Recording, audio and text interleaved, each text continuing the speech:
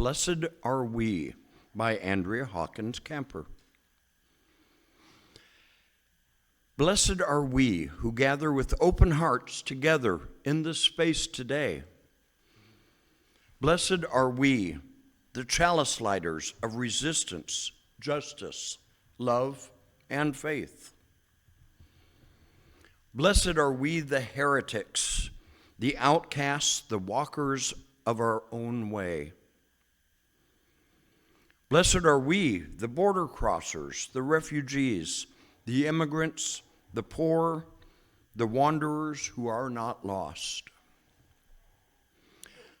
Blessed are we, the transgressors, the trespassers, the passers-by, the cause takers, the defiant, and the compliant. Blessed are we, the hand extenders, the sign makers, the protesters, and the protectors. Blessed are we, the trans women, the trans men, the non-binary, the cisgender, the multigender, the no gender. Blessed are we, the friend, the stranger, the lonely, the hidden, the visible, the authentic. Blessed are we who rise in solidarity. Blessed are we who cannot. Blessed are we who do not.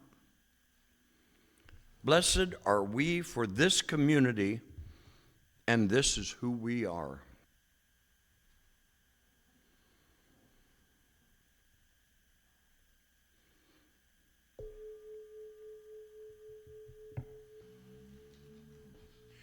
Kris Kristofferson was an Oxford scholar, a defensive back, a bartender, a Golden Gloves boxer, a gandy dancer, a forest fighter, a road crew member, and an Army Ranger who flew helicopters. He was a soldier, a peacenik, a revolutionary, an actor, a superstar, a Casanova, and a family man. He was almost a teacher at West Point, but he gave that up to move to Nashville to become a singer-songwriter. In 1992, Kris said, "I think between us, Bill Clinton and I have settled any lingering myths about the brilliance of Rhodes Scholars." He backed Ross Perot that year for president. He was born in Brownsville, Texas in June of 1936. He died at his Maui home on September 28th of last year. That was when I first had the concept for this service. He asked for the first 3 lines of Leonard Cohen's Bird on a Wire to be on his tombstone. Like a bird on a wire, like a drunk in a midnight choir, I have tried in my way to be free. His father was a U.S. Army Air Corps officer, later a major general in the United States Air Force. As military families do, they moved around a lot. He wrote his first song when he was 11.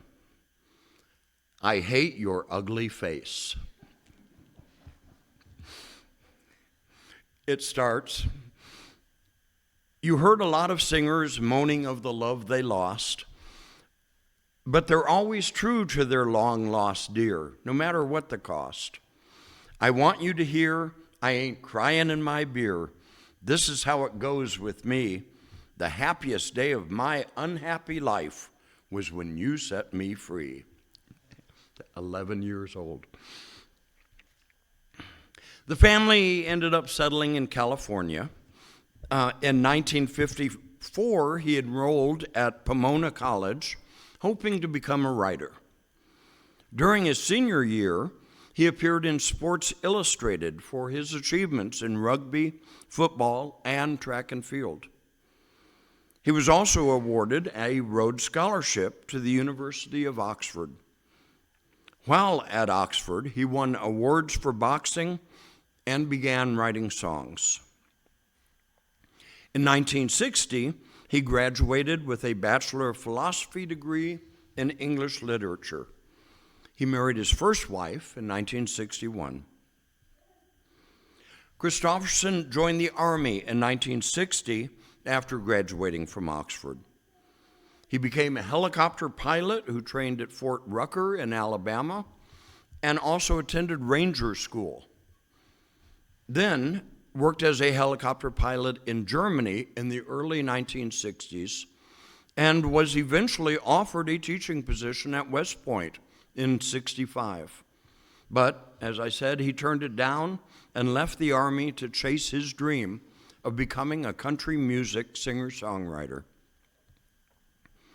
While in Nashville, he worked a series of odd jobs: bartender, construction worker, railroad worker, and as a janitor for Columbia Records, which gave him the chance to talk with the artists and sit in during recording sessions.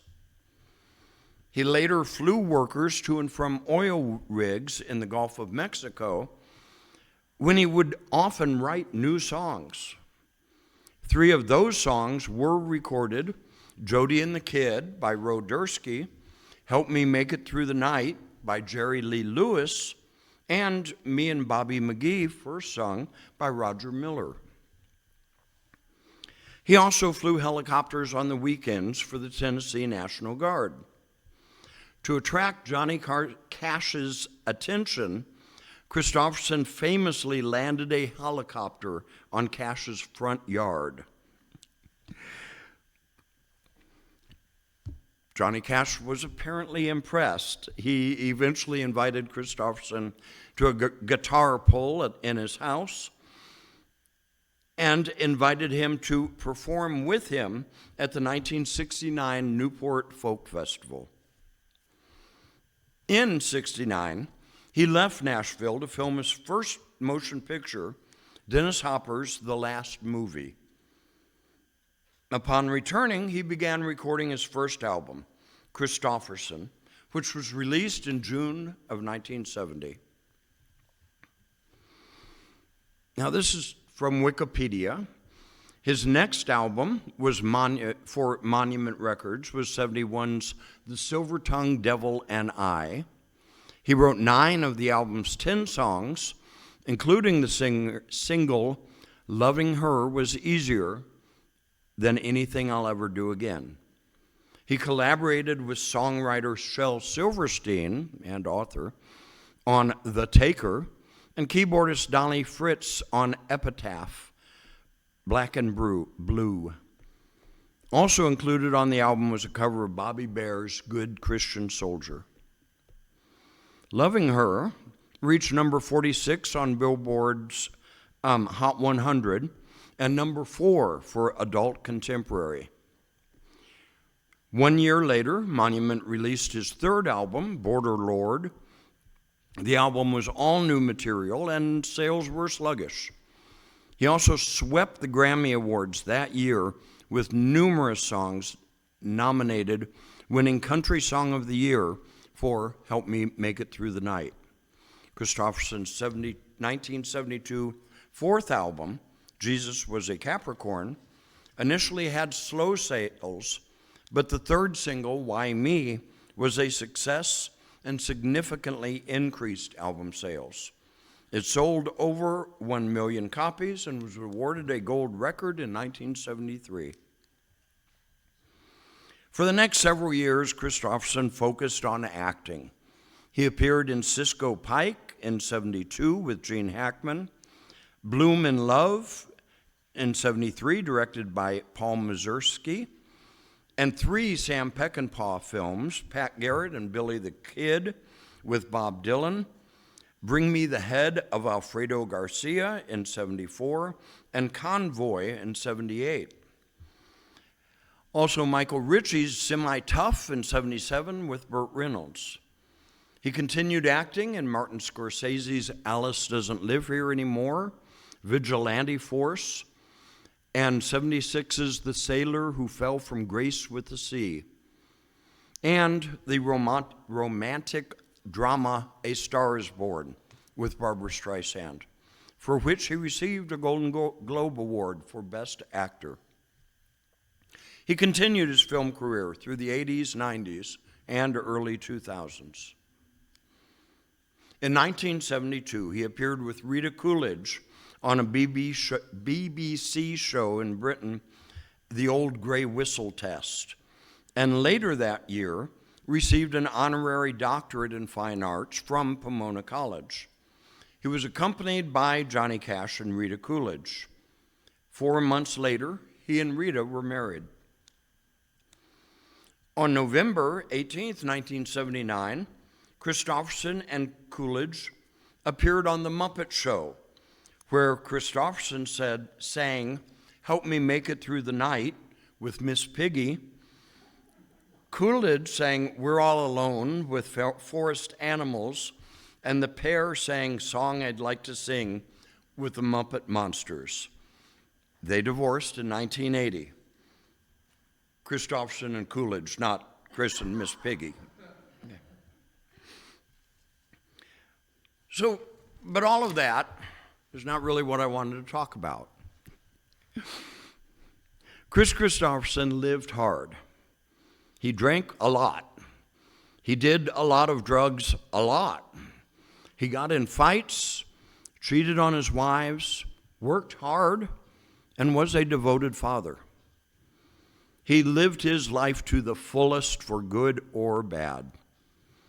Like most of the highwaymen, the supergroup he later joined, he was an outlaw. He lived his life outside the law and outside the rules and mores of society. He also saw people for what they were, good and bad, saints and sinners. He saw us as perfectly flawed creatures. His life, I think, demonstrated the UU shared value of equity. His song, "The Taker," which he co-wrote with Shel Silverstein, is about a man who both opens doors into a new world for a young woman and uses her. He wrote "Me and Bobby McGee" as a challenge from his producer and friend Fred Foster about his secretary, Bobby McKee. He wrote it to express the joy and despair, freedom and loss that love can mean. He gave Foster credit as co-writer just for the idea. Sunday Morning Coming Down is less about waking up from a bender and more about the despair of realizing your life isn't going the way you thought it would. According to country music historian Bill Malone, Kristofferson wrote another song during an emotionally low period of his life, after having attended a religious service conducted by the Reverend Jimmy Rogers Snow. Kristofferson said he went with friends to the church service, where he was moved by Larry Gatlin's song, "Help Me, Lord." He said that he had never thought of needing help, but he was at a low point in his life. When the pastor asked the congregation, "Is anybody feeling lost?" "Up goes my hand," Kristofferson says. The pastor then asked, "Are you ready to accept Christ? Kneel down there." "I'm kneeling there, and I carry a big load of guilt around." And I was just out of control, crying. It was a release. It really shook me up. Kristofferson later said, "It was just a personal thing that I was going through at the time. I had some kind of experience that I can't even explain." "Why Me" was Kristofferson's lone major country hit as a solo recording artist, reaching #1 on the Billboard Hot Country Singles chart in July of 1973. "Loving Her Was Easier Than Anything I'll Ever Do Again" is about the transformative power of love. All he sees is her. All he feels is her. Anyone in the throes of a powerful relationship will know this idea well. Kristofferson put a feeling we all have felt into finite words. In Here Comes That Rainbow Again, he sings about a waitress helping some kids. "How much are them candies?" they asked her. "How much have you got?" she replied. "We've only a penny between us." "They're 2 for a penny," she lied. And the daylight grew heavy with thunder, with the smell of the rain on the wind. Ain't it just like a human? Here comes that rainbow again. One truck driver called to the waitress after the kids went outside, "Them candies ain't 2 for a penny." "So what's it to you?" she replied. In silence, they finished their coffee, then got up and nodded goodbye. She called, "Hey, you left too much money." "So what's it to you?" they replied. And the daylight was heavy with thunder and the smell of the rain on the wind. Ain't it just like a human? Here comes that rainbow again. I don't think that Oxford degree went to waste. He spent his life putting into words what many of us can't articulate. Although that was what I originally thought this service would be about, his songs, I also want to talk about Kristofferson's political views. They evolved throughout his life. He wrote Vietnam Blues in 1966 about a soldier seeing a protest in D.C. against the war, and it included the line, "Another sign that said, 'We won't fight.' And I thought to myself, you got that right. You'd rather let a soldier die instead." I said, you ever stop to think that every man who died there in that far-off land was dying so that you won't wake up dead? Of course, he looked at me like I was crazy, just another warmonger. He said in 93, "My attitude toward Vietnam today is 180 degrees different. You know, we killed 2 million Vietnamese, as well as killing 56,000 Americans. We did worse than that, though. I think we killed, for a lot of Americans, the notion that America stands for liberty and justice for everybody." Later, speaking about a soldier who had told him that he had witnessed other soldiers throwing people out of helicopters during interrogation, Kristofferson said, "The notion that you could make a young person do something so inhumane to another soldier, or even worse, a civilian, convinced me that we were in the wrong. I'd be more marketable as a right-wing redneck," he once said, "but I got into this to tell the truth as I saw it." From a Rolling Stone article by David Brown from 2024, growing up in Brownsville, Texas, Kristofferson had an innate connection with Hispanic workers. He was partly raised by his Hispanic nanny, Juanita Cantu. "I spoke Spanish before I spoke English," he said in 82. "I felt very close to the farm workers and their problems." Years later, that connection led to Kristofferson's earliest political associations when he supported the United Farm Workers, the union whose co-founder, Cesar Chavez, fought for improved labor conditions and health care services for those in that field. In 1987, Kristofferson played at a benefit for Leonard Peltier alongside Jackson Browne, Willie Nelson, and Joni Mitchell. On stage, Kristofferson declared that Peltier had been targeted for his activism and was later rebuked by the federal prosecutor on the case. His friendship with actress Vanessa Redgrave and her then controversial pro-Palestinian stance in the 70s cost him work. In a 1991 interview on New Zealand TV, he condemned media support for the Gulf War, saying, "The lapdog media cranks out propaganda that would make a Nazi blush." His album, Third World Warrior, is filled with politically charged songs with a left-wing perspective, primarily focused on global issues like the Cold War and social injustices. Tracks include Sandinista, The Eagle and the Bear, representing the U.S.-Soviet conflict, Aguila del Norte, a song with a Latin American theme, and Jesse Jackson, a song referencing the civil rights activist. The song, "Don't Let the Bastards Get You Down," opposes war, the death of innocent people, and how history was still repeating itself. It opens with the line, "They're killing babies in the name of freedom. We've been down this sorry road before."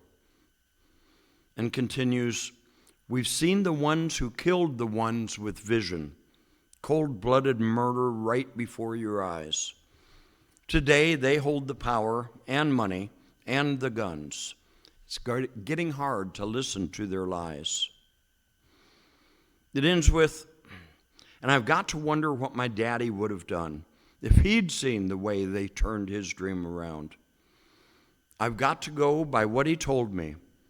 Try to tell the truth and stand your ground. Don't let the bastards get you down."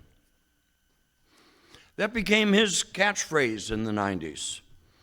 He said it to Sinead O'Connor as he comforted her after she was booed at a Bob Dylan tribute concert at Madison Square Garden, shortly after her controversial appearance on Saturday Night Live in '92, when she tore a photograph of then Pope John Paul II to shed light on the unspoken at the time sexual abuses by priests in the Catholic Church.